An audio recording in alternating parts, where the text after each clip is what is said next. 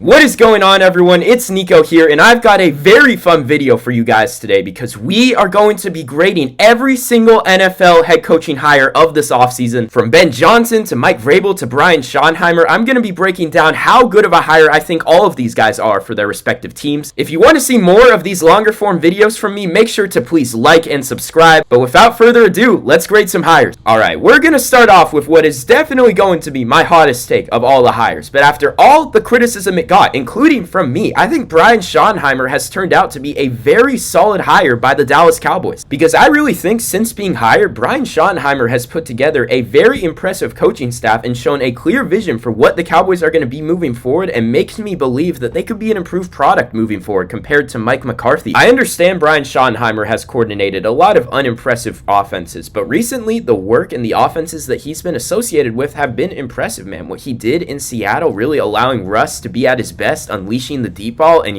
last year it was rumored that he had a big say in how the offense changed for the Cowboys, and then Dak went on that hot streak and he looked like an MVP candidate. So you get a guy who's going to have continuity with Dak Prescott, your quarterback. That is a very important thing. A guy who has been a mind behind Dak Prescott's best football that we've ever seen. His first hire was Matt Eberflus as defensive coordinator, and listen, Matt Eberflus was not a good head coach. He deserved to be fired, but I think people need to realize that just because you're not a good head coach doesn't mean that you weren't good on your side of the ball as head coach, and it doesn't mean that you can't go back to being a successful coordinator after being fired. And I think Matt Eberflus, in Chicago, they did not give him a ton to work with. They drafted a lot of guys, they developed a lot of guys. Yes, they traded for Montez Sweat, and that's when things really began to turn around, but you have to give Matt Eberflus credit, man. Like, that defense was getting better and better and better in year to year, and they weren't able to support it with the offensive side of the ball. But I think Matt Eberflus is a good defensive mind, and if you're going to have him controlling the defense in Dallas, and he's never going to get a head coaching opportunity again, that could be some real continuity. And then you look at what they've done on the offensive side of the ball, and I think the vision is very clear. They hired Clayton Adams from the Arizona Cardinals to be their offensive coordinator, and I see this as a big commitment from Brian Schottenheimer to building a successful run game for the Cowboys and being able to support Dak Prescott and being able to build off of that run game with play action and just not asking him to do everything. You want to be a physical team on the ground. You want to be able to control the game at times. Like, that's a big part of being a successful offense, despite the talent they have between Dak and CD and the connection that's proved to be at times. You also bring in Connor Riley as the offensive line coach from Kansas State. That's been one of the best run games in all of college football for a long time. So you really see the vision from Brian Schottenheimer. He's bringing in guys both from the pros and from college. The Cowboys have good personnel. They really need coaching, and they do need a little bit more personnel. They need to hit some draft picks. That's on Jerry Jones and company. But I think with Brian Schottenheimer leading the charge, there's a good vision. I think that this offense is going to be well coached. I think that this offense is going to get the best out of Dak Prescott, and I think the defense is going to be very solid. So I think with Brian Schottenheimer, you've got a Cowboys team that could really be back in the mix in the NFC. I do not think they're going to be better than Philadelphia, but I do think with Brian Schottenheimer, there's going to be success. I think it's like a B grade because I think there's going to be success. Not a ton of success, but definitely a lot better than what people were reacting to it when it initially got announced. And I definitely overreacted. My favorite hire of the cycle was Ben Johnson to the Chicago Bears. And I'll tell you right now, it got an A for me, and no one else got an A in the cycle. Unlike Brian Schottenheimer, Ben Johnson has proven himself as an elite play caller for numerous years. He was a very big part of the ascension of the Detroit Lions, and I'm just a very big fan of what he does on offense. Not only just with all the creativity and the fun trick plays, but really his belief that the offense should be centered around the offensive line's ability to block in the run game and, making things a little bit simpler for the quarterback, not asking them to put the offense on their back. And that's going to be very important for Caleb Williams' development going into year 2. He had sort of like an identity crisis, and I think that with the bad offensive line, it kind of made him do a lot more than he should have been asked to do as a rookie. But with Ben Johnson coming in the building, I have no doubt that he is going to put a big emphasis on the offensive line. And my one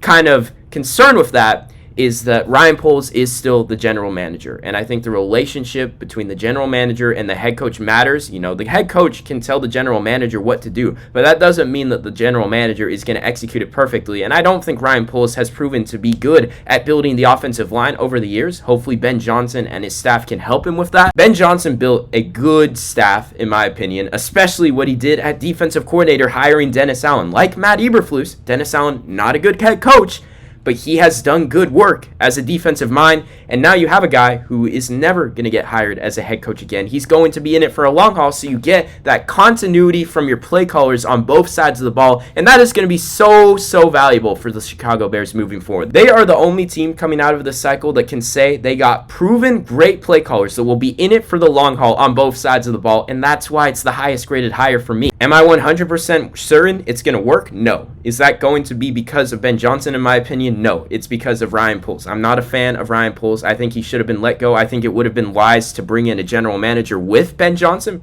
particularly from the Lions, so that they can build out that vision and try to replicate a lot of what they did in Detroit and just give a guy a chance that hasn't shown that he struggles at evaluating talent at times like Ryan Poles has. Nonetheless, though, the bottom line is that Chicago is going to have great play calling on both sides of the ball for years to come, and I think that's the most valuable thing you can get out of a head coaching hire, so that's why they get the A. I will say, though, I came very close to believing that Liam Cohen to the Jacksonville Jaguars was the best hire of this cycle. It gets an A- for me. I am really excited. Shad Khan, if you are out there, if you are somehow watching this video right now, I want to give you a big apology. I owe it to you because ever since getting Trent Baalke out of there, I think that the organizational overhaul from the Jags has been nothing short of very smart and very encouraging. Liam Cohen is a truly awesome play caller. He learned under Sean McVay for many years. He made stops at the college level, and this year in Tampa Bay, he built an incredible offense, a clear upgrade over what Dave Canales did 2 years ago, and you see the success that he's had in Carolina with Bryce Young.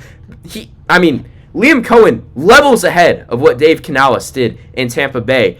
And just imagine the kind of value that could bring to Jacksonville with a quarterback like Trevor Lawrence who just got that payday, and they really need him to live up to the potential. I think Liam Cohen is the perfect guy for Trevor Lawrence. Liam Cohen has worked with nothing but gunslingers in his career, from Matthew Stafford to Will Levis at Kentucky to Baker Mayfield this year. He has really done a great job of getting the best of these guys with really talented arms that don't necessarily have the most grounded play style at times, but he's just really creative, from the screen game to the play action. And you look at what he could do in Jacksonville, involving skilled playmakers like Trevor Etienne, like Bucky Irving per se, or, involving a guy like Brian Thomas Jr., similarly to the way that he allowed Mike Evans to be so productive. He was great at scheming for his receivers. He was great at building a really balanced offense that didn't ask a ton of the quarterbacks. Like, if you watch the Buccaneers this year, Baker Mayfield did a lot of great stuff, but they were also just dialing up the perfect shots for Baker Mayfield to take, and it built a really explosive, fun-to-watch offense. And I understand people think that Liam Cohen is inexperienced. They think that he might be in over his head. They think that he didn't handle his departure from Tampa Bay correctly. I kind of agree with that.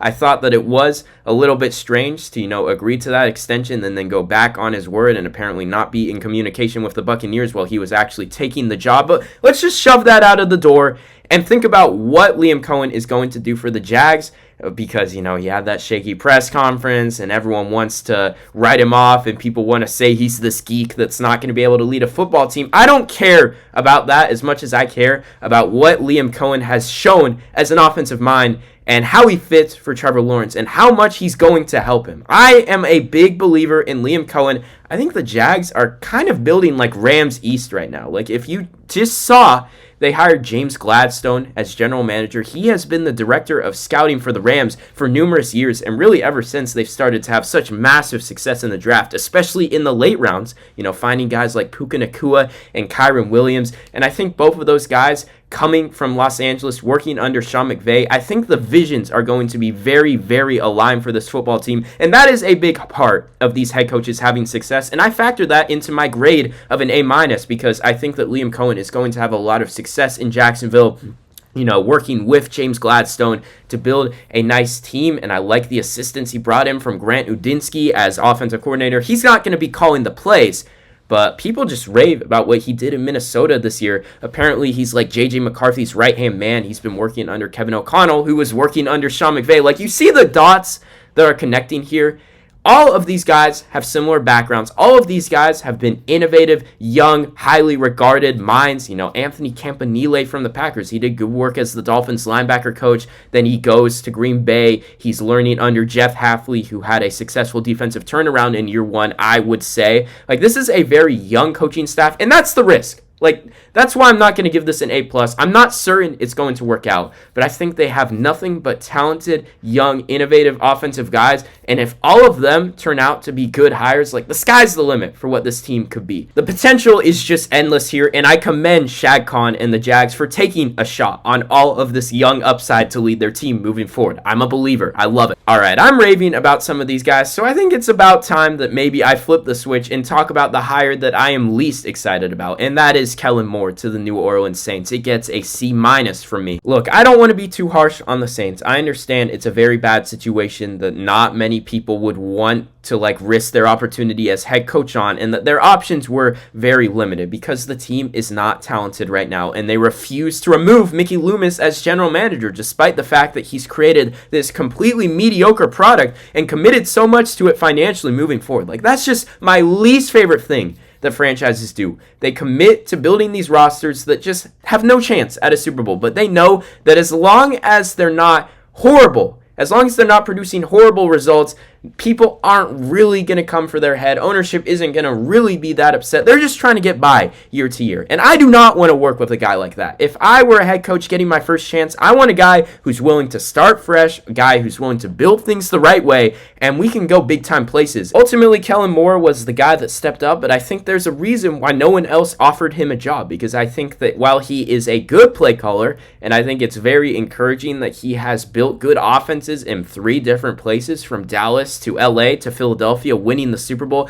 but he's also worked with a lot of very talented players, and his offenses have never been phenomenal. Like you saw in Dallas, they improved the year after he left. Dak Prescott became an MVP candidate. In Philadelphia, we've seen Shane Steichen do more with that offensive group. I don't think that Kellen Moore is really the reason that these offenses were succeeding. I think they were just very talented. When you look at the coaching staff that Kellen Moore has built in New Orleans, I'm not inspired by it. I don't think that it's a coaching staff he could have taken to other teams and they would have chosen it over the guys they hired and the staffs they built. Brandon Staley is going to be his defensive coordinator, and I understand it's going to sound like a contradiction that I don't like Brandon Staley because I'm going to reference his time as a head coach, but I think the difference between him and a guy like Matt Eberflus or Dennis Allen is that while he was the head coach, the defenses he produced were not good. Yes, when he was a defensive coordinator, he led a good defense in LA with Aaron Donald and Jalen Ramsey. He doesn't have that in New Orleans. I'm not going to hold that against him, though. But the fact that the Chargers' defenses were all so bad with him in charge, and they had to rely on Justin Herbert and the offense to put up points for them to be competent year in and year out, just doesn't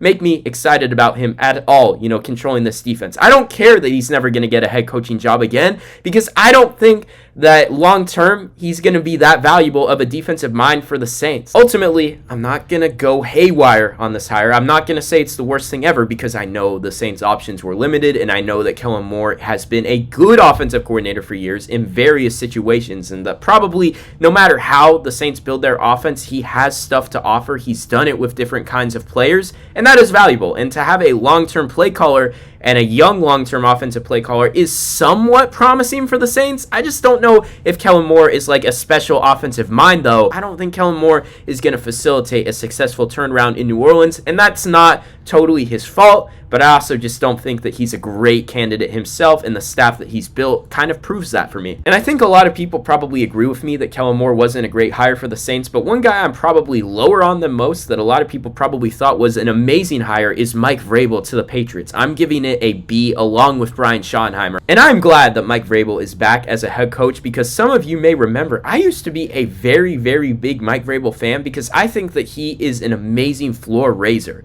I think that the teams that he coaches are very tough. I think they play above their pay grade. I saw him drag underwhelming rosters to a lot of wins. They drastically overachieved. I think about 2021 when the Titans got the 1 seed without Derrick Henry. That was remarkable. He's always done a great job producing tough teams that really take it to their opponents. He's been a good game manager, and those are all valuable skills that he will bring to New England as head coach. A lot of people will criticize the Patriots because they think they had a bad process in hiring Mike Vrabel, and that's not necessarily my problem with it, because back in Dallas, I also think that Brian Schottenheimer was bad process. I think that Jerry Jones should have interviewed more candidates, especially outside of the organization. I thought that promoting one of his guys that he really knows and just prioritizing familiarity over the guy that might bring the best ideas or be the best fit was irresponsible, but ultimately The guy they got is good. Mike Vrabel is a good head coach. I'm just skeptical, though, about if Mike Vrabel is the right fit for the New England Patriots as they currently stand, because I don't think Mike Vrabel is going to offer a ton on the offensive side of the ball to get the most out of Drake May. And that is the biggest priority, because they just spent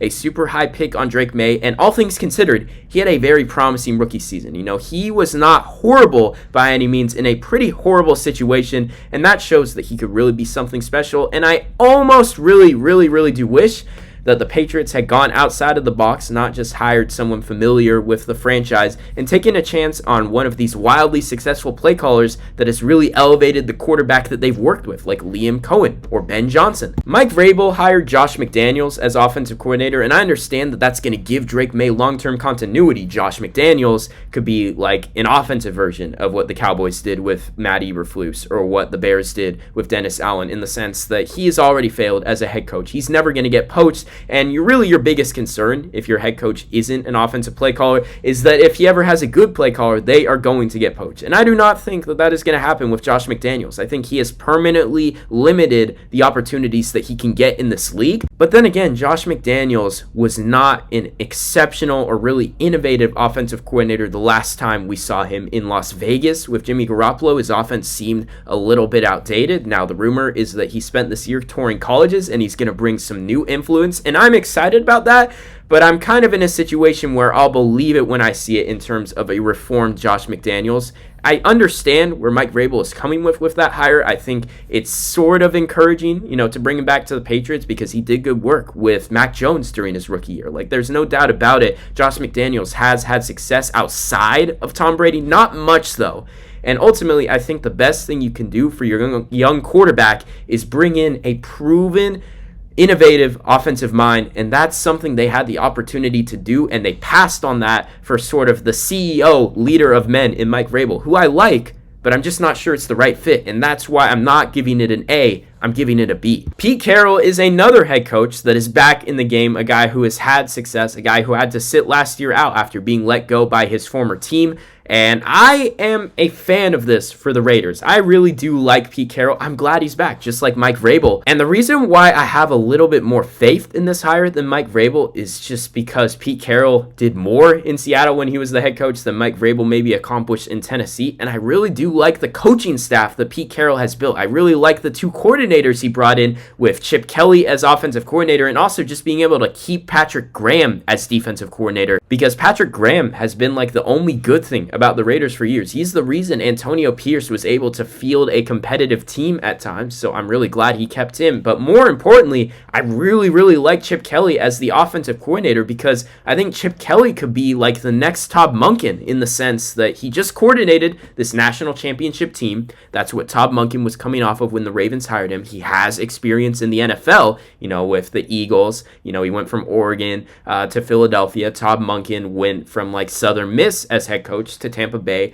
You're going in and out of these different levels of football, and you're bringing a versatile, dynamic offensive attack. And I really do think that Chip Kelly could lead some good offenses in Las Vegas moving forward. Of course, it's a very weird situation. They're in the early stages of a rebuild that Tom Telesco honestly did a good job of. I think he got dealt an unfortunate hand there. I do like the hire of John Spytek as general manager. That is going to be a mystery box, though, in terms of what Chip Kelly is going to work with on offense moving forward, what Patrick Graham is going to work with on defense moving forward. That's all up in the air, and that all is going to affect Pete Carroll's ability to be a successful head coach, obviously, in a very tough division that's already got ascending franchises like the Broncos and the Chargers, on top of the Chiefs, who have been dominating it forever and will continue to dominate it. Pete Carroll, the bottom line is that he is going to uplift the locker room. He's just an awesome presence to have in your franchise. He's seen it all. He's been at the forefront of innovation in the league at many times, and he's hired some dang good play callers, in my opinion, in Chip Kelly and keeping Patrick Graham.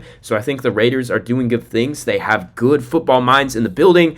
maybe it's not going to all come together in the AFC West. Maybe they're not going to have the talent to make it happen, and maybe they screw up the fact of what happens after Pete Carroll retires. Maybe they don't have the best plan in place, but all things considered, they've got good guys in the building. It's all a massive upgrade compared to Antonio Pierce. I'm glad that they had the guts to sort of hit a clean reset. And last but not least, we have the New York Jets hiring Lions defensive coordinator Aaron Glenn, and I do kind of like this hire. I know that Jets fans are going to get big-time flashbacks from Robert Saleh. I think people are saying very similar things about this hire. You know, they like the defensive mind that Aaron Glenn is, similarly to Robert Saleh, and they think that he's a very commanding personality that's going to turn the culture around the way people thought Robert Saleh and his energy would turn around the Jets, and that obviously did not happen. But I think the difference between Aaron Glenn and Robert Saleh and what could make this thing succeed in a way that Robert Saleh couldn't make it succeed is that Aaron Glenn is familiar with the Jets. He played for them. He worked for them. He knows what this New York media situation is all about. He knows how to deal with all the pressure that comes with this job, and he's already done a good job building the culture fresh because he showed Aaron Rodgers the door.